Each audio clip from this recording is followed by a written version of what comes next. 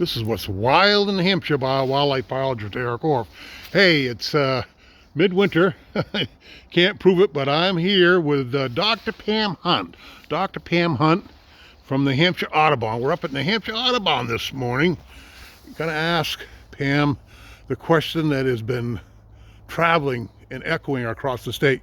Pam, where are the birds? We all have bird feeders. Mine has been absent of birds for some weeks now. I have this flurry of activity. We'll have some juncos move in or for a few minutes and then they're gone. Most of the time you stare outside, you're not seeing birds. Where are they? They are in the woods, Eric. There are tons and tons of birds out there. We just finished the Christmas bird count season, which runs for the last 2 weeks in December. And many counts had tons and tons of birds, but they did not have them at people's feeders. So those that were counting at the feeders didn't get numbers, but those that were traveling did. Yes, in fact, I remember the person that does a feeder for my Laconia account had 12 juncos. I had a flock yesterday in one spot that was 45. Wow. In the woods, edge of the woods. In the woods. The reason they're not at feeders is because there's lots and lots of food out in nature. You know, there was a good crop of seeds, weed seeds, pine seeds. You may have noticed the bazillions of pine cones on the trees this year. They're still there, and there's still some seeds in them. What birds typically eat the pine cones, Pam?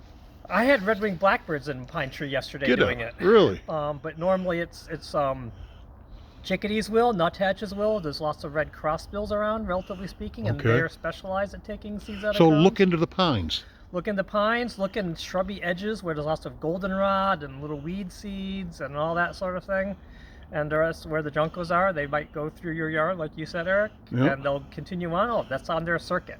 But they're not going to stay there because they don't need to. There's no snow. Right. So there's nothing covering the seed. I've seen like 6 turkeys in the last month because they're all out in the woods eating acorns. Yep. So everything is just out in nature.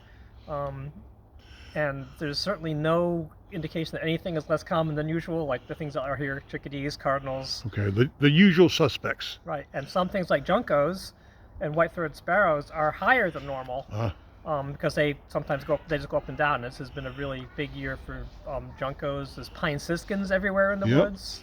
And not at feeders. You know, we had 1,000 siskins. Now, there's not even any snow in Canada from what I'm seeing online. Will that impact our bird migration, you think? Possibly. There might be birds that are just waiting till they need to move out. Like if we ever get cold and snow here, some of the lingering things may shift farther south. A lot of these birds kind of facultative. They decide to move when they need to move. We're at Audubon. Yeah, we're at Audubon. People come and see the birds. Hello.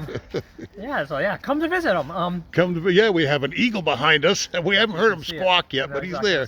So yeah, there's a lot of birds that'll just continue south as food disappears or conditions just make it hard to find. There's some late migrants that normally show up now. You mean coming from the north? Or south? Well, nothing's coming north right now. Okay. They're not that crazy. All right. Just coming to go skiing. So we have most of the things that would have arrived, for the winter have arrived by November. Okay, all right. What's really going on this year is a lot of things that normally would have left by November are still around.